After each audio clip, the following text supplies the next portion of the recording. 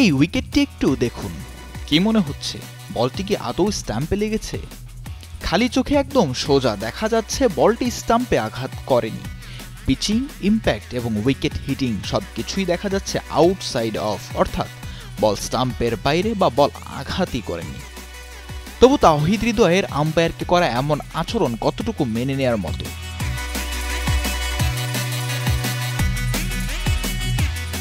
শরফুদ্দৌল্লাহ শহীদ ইবনে সৈকত একজন আন্তর্জাতিক মানের আম্পায়ার, আইসিসির এলিট প্যানেলের আম্পায়ার। তার সিদ্ধান্তে আলোচিত তিনি। সব জায়গায় তাক লাগানোর মতো সিদ্ধান্ত দেন এই আম্পায়ার। তবে গত ঢাকা ডার্বিতে এবাদতের করা বলে নট আউট দিলে আম্পায়ারের দিকে তেড়ে আসেন তাওহিদ হৃদয়। আম্পায়ারের সাথে জড়ান বাক বিতণ্ডায়। তবে সবার মাঝে একটি প্রশ্ন, কেন তাওহিদ হৃদয় এমন করলেন আম্পায়ারের সঙ্গে?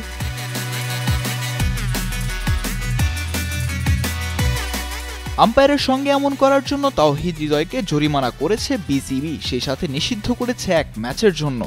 ম্যাচ শেষে তাওহিদ হৃদয় গণমাধ্যমে বলেন, তিনি একজন আন্তর্জাতিক মানের আম্পায়ার হতে পারেন, তবে আমিও একজন আন্তর্জাতিক মানের খেলোয়াড়। তাওহিদ হৃদয়ের এমন বক্তব্যে বলে দিচ্ছে নিজের ছোট অধিনায়কত্বর ক্যারিয়ারটাকেই বড় করে দেখছেন বাংলার ওয়ান্ডার বয় খ্যাত হৃদয়।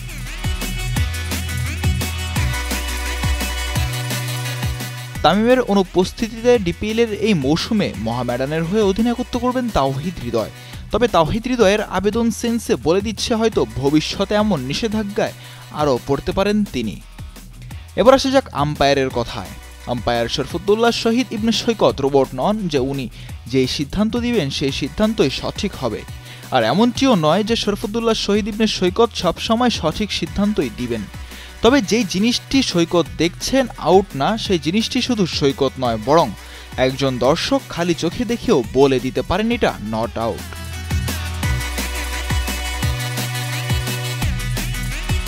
তাওহিদ হৃদয়ের এমন উদ্ধত আচরণের পরেও কোনো ক্ষমা চাওয়ার দৃষ্টান্ত নেই। তার মুখে শুধুই বাক বিতণ্ডার কথা।